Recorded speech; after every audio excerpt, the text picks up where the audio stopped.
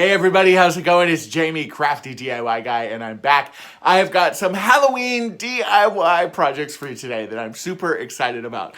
Yes, I know Halloween is a month and a half away, 2 months away, but we all know how Dollar Tree is, right? You start seeing the stuff at Dollar Tree now, you better get it now, because if you don't, it's gonna sell out fast. And that's part of the reason why we do the DIY projects so early. You know, we follow that kind of retail trend. When you start seeing the Christmas stuff start popping up in the stores, you can bet that we're going to be working on some Christmas DIYs for you. Just the way it is. Hey, if you are one of my long-term subscribers, thank you so much for being here. I really appreciate you guys. And if you're one of my newbies, thank you as well. I've loved getting to know all of you guys and seeing new names and interacting with all of you. It's been really, really cool.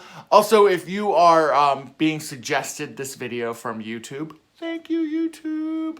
And I hope you'll stick around and subscribe to the channel as well. All right, let's get into these Halloween DIYs because I'm really, really excited about it. All right, thanks. And for my first spooky Halloween DIY, we are going to take 2 of these potion bottles that I picked up at Dollar Tree and also a package of these plastic skulls. For those potion bottles, we're just going to remove the corks from each one of them. So just take a pair of scissors, remove that plastic that's holding that cork top in, and just put those cork pieces aside. Once you've got those all out, you're just going to take some hot glue and you're going to put it on the bottom of the skulls, and then you're going to glue these directly down on top of the cork. Pretty easy, right? I love the way that the bottles looked with the skull, but I wanted to go ahead and age the labels. They were a little too brand new looking for me. So I just took some antiquing wax and just went over the labels kind of with a semi-dry brush, I guess you would say. And then all I'm going to do is just kind of dab it away and wipe it away with a clean paper towel. And then I also went through and I also did the same treatment to the skull heads with that antiquing wax as well. You can see that I'm just kind of dirtying them up. I don't really know how else to say that. I'm making them dirty and using that antiquing wax, and then also just kind of going back through and dabbing that off as well. And when you're all done, you've got 2 spooky looking potion bottles. Probably one of the easiest DIYs that we will have today. And for my next spooky DIY, we're going to take one of these plastic hands from Dollar Tree. You're also going to grab a glass bowl or a plastic bowl. I grabbed mine at Dollar Tree, and then also a glass candlestick. First thing we did was take the hand and put it palm side down. The reason why we're doing that is because we're going to be cutting a hole in the top of the hand for our candlestick, and you want to make sure that that hand is kind of scooping up, if that makes sense. So go ahead and take your candlestick and just trace around it. I'm using a Sharpie. That way I have a nice thick line that I can trace around with my cutter. And you're simply just going to cut a hole in the hand itself. Now I'm using my tool from Slice. I love this tool. It's a handy tool. It's made with a ceramic blade, so it's actually pretty safe to use because, as you can see here in a few minutes, it's not going to cut me. It has a sharp blade. It definitely cuts through multiple surfaces, but as you can see, it didn't cut my hand, so no spooky Halloween injuries here. And then you can see that the glass candlestick fits perfectly inside that hand, but I'm not going to glue it now. Actually, I'm going to take both of these pieces outside, and we're going to spray paint them black. So that part, I was a bonehead again and didn't film. So, through the magic of television, now they're black. The hand itself, I did tape down those fingers with a little bit of electrical tape just to kind of get the flexibility in those fingers that I was going to need. Now, here I am going to go ahead and add a generous amount of hot glue, and I'm also going to add a generous amount of E6000, and we're just going to glue that hand directly on top of that candlestick, kind of like you see me doing here. Now, again, I used a little bit of my E6000 quick hold and then also some hot glue just to make sure that this hand would stay sitting on top of that candlestick. So I let my hand sit for about 3 hours, and now it's strong enough for me to work with. The bowl is dried as well, so now everything is a nice consistent black color. I used the flat black paint from Rust-Oleum. Now I'm just going to be taking some E6000 and putting it in the palm of that skeleton hand, and you'll see that I'm kind of doing it on the outside. I'm kind of making like an outside ring of this E6000 quick hold, and then in the center I'm going to add some hot glue. Typically when you put hot glue and mix it with the E6000, it causes the E6000 to break down some, so this will actually help hold that hand in place a little quicker, or that bowl rather, in place a little quicker, and then also give it a sufficient amount of time to dry.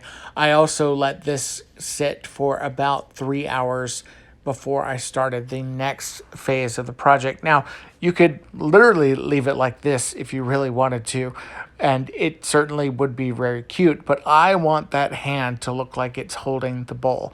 So now I'm going to take some E6000 quick hold again and just place it on each one of the fingers. As much as I do love this glue, I do think this would have probably worked better and faster if I did use some super glue. So that's a tip for you if you want to try and recreate this.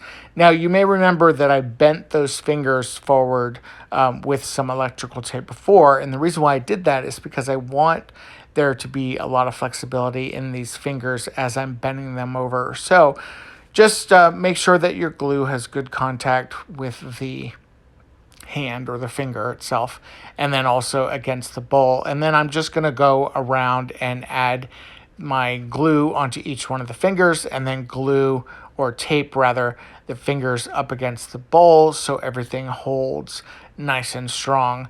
You want to make sure that this part stays glued on for sure. And again, I let this dry for probably about 3 hours, leaving that masking tape on there.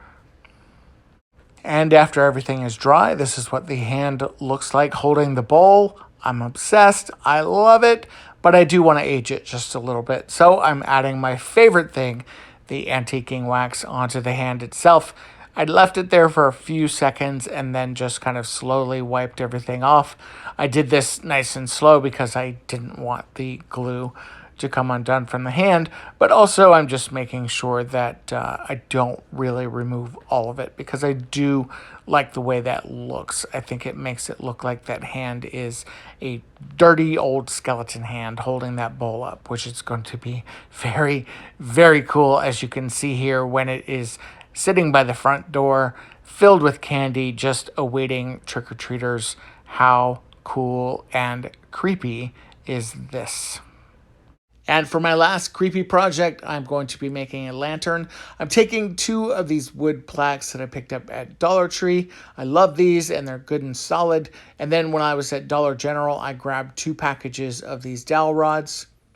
First, I took my mouse sander by Ryobi outside, and I did sand down these plaques. I didn't bring my tripod out here, so it's kind of hard for me to sand and show you how this works, but trust me, that sucker is good. This is what the plaques will look like after they're all sanded. I'm going to go ahead and remove that hanging hardware off of the backs of those because you're not going to really need them.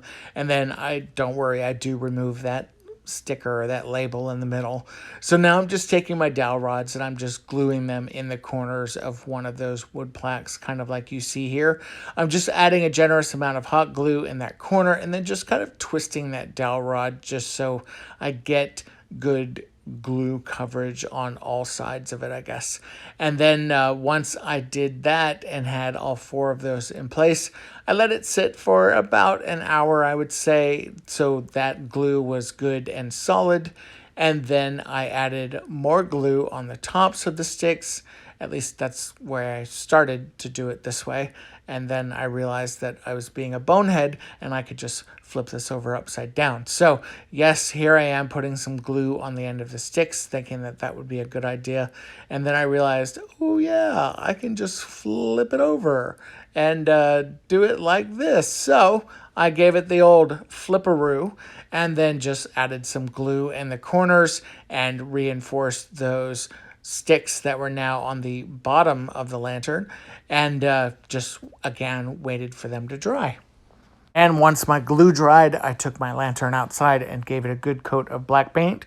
Then I wanted to build some sides on my lantern to kind of make it look like it was a graveyard. So I had this leftover fencing from a summer project, and I basically cut down one centerpiece kind of like so to use as my template. And now I'm going to take my little pink snipper shear things that I grabbed at Dollar Tree in the Crafter Square section, and I'm just going to create 4 of these arches and just cut right through this. It's very cheap plastic.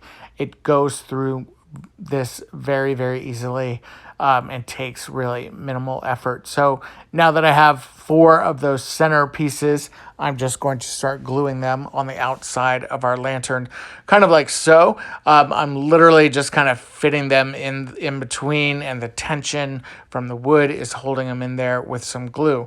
Now, for this plastic hand, I wanted to create a hand to make it look like it was coming up out of the ground. And I took this hand and I also cut the end of it off, kind of like so. And the reason why I'm doing that is because I'm going to be sticking these little glue sticks, or these glow sticks, rather. That would be funny if it was glue sticks. I'm going to take these glow sticks and actually stick them inside of each one of the fingers of my hand. And that, well, not my hand, but this plastic hand. And the reason why I'm doing that is because, as you can see, it lights up the entire hand all the way up through the fingertips, which I think looks super cool and very, very creepy. Now, if you're making your lantern perhaps for Halloween night or even the month of October, that's still like a month away, you could very easily just reserve your glow sticks and not do this step, but for the magic of TV, I wanted to show you guys. But look how amazing it looks. And then I'm just taking some hot glue, and I did glue my hand down for the purpose of the video, but again, it's hot glue, so it will come out pretty easily. Now, for around the hand, I am going to take some of this Spanish moss that I had, and I'm just going to kind of fill in around the base of the hand, just to kind of give it that creepy look, like this is, again, kind of coming up out of the ground. And then I do go through and I just add some Dollar Tree florals. My Dollar Tree didn't have a whole lot of florals just yet for Halloween, so I kind of settled for the purple and the black variety. But again, it worked out fine. I don't despise those colors at all. In fact, I think they're kind of cool looking. And I am just literally going to start placing them kind of all around in the cemetery part of it. Now, what I think is super cool is that they do come with these little spiders and little bats and little pieces, which I think are really, really amazing and a lot of fun. Once everything was done, then I also took to the top of my lantern and just added some extra floral treatments on top, just to kind of continue that beautiful purple, creepy black color that you see there on the top. And this is what it looks like when everything is complete. I love the way this looks. I especially love the way that hand looks. And this is what it looks like with the lights dimmed. Again, super creepy. And I love the way those glow sticks just highlight each one of those fingers. Again, you can make this as creepy or as tame as you like. I think this is a good middle ground.